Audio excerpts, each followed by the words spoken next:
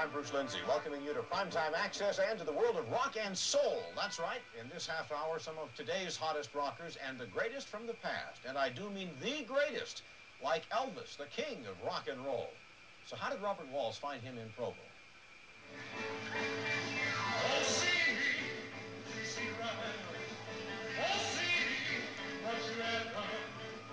Moody does his Elvis Presley act at concerts all over Utah. He recently performed at the Aladdin Hotel in Las Vegas and was offered an audition for an Elvis show on Broadway. Many people think he has a natural ability to mimic the rock and roll legend.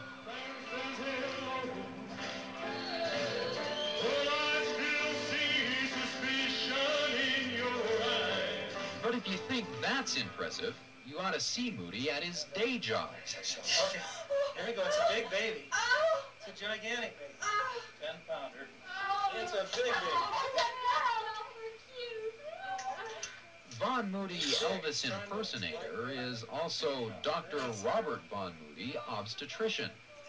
Okay, let's give her a little spanking. Get her going here. Come on. Moody sang in nightclubs to put himself through medical school, but he never wanted to imitate Elvis Presley or any other entertainer.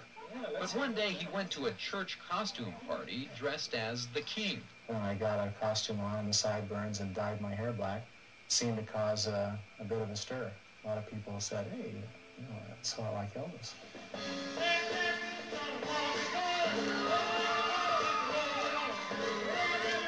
After extensive research, Moody refined his ability as an Elvis clone. He says he's the same height and has the same eye color as Elvis. His house on the East Bench in Provo even looks a lot like the one Elvis bought in Memphis.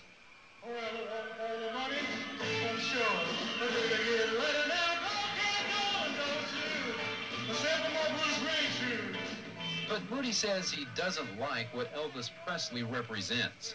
Stories of drug abuse and sexual promiscuity are far from Moody's lifestyle. That's why he donates all the proceeds from his concerts to drug and alcohol rehabilitation programs.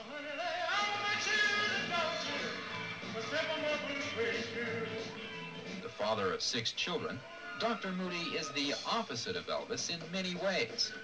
But he admits the body movements of Elvis the Pelvis have a visible effect on women who watch his shows. We must circle on.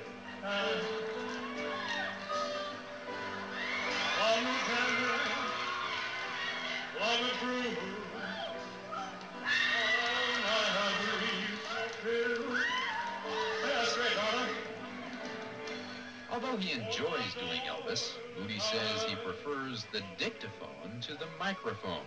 And I always will. No masses are palpated, negative organomegaly, splenomegaly, or clustervertebral tenderness.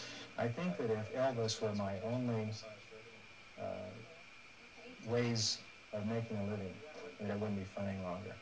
I couldn't relax with it. I couldn't really put all the energy that I wanted to in it when I wanted to and relax the other time.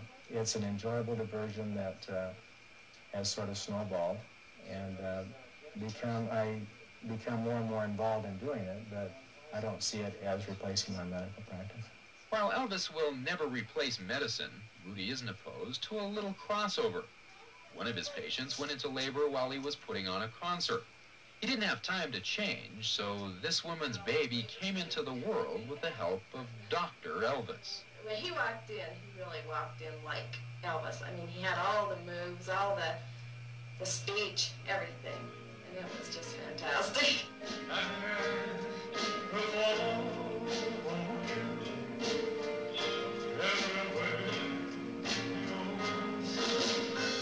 Moody doesn't make a habit of doing Elvis in the delivery room. He says his patients like him enough as it is.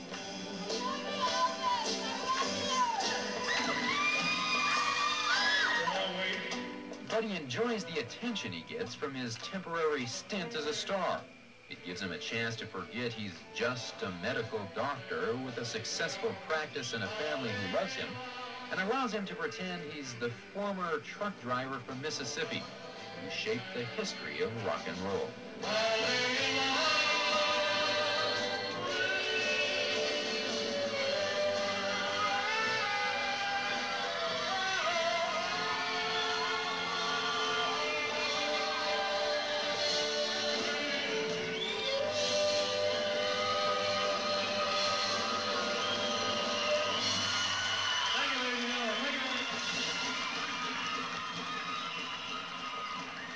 Dr. Elvis.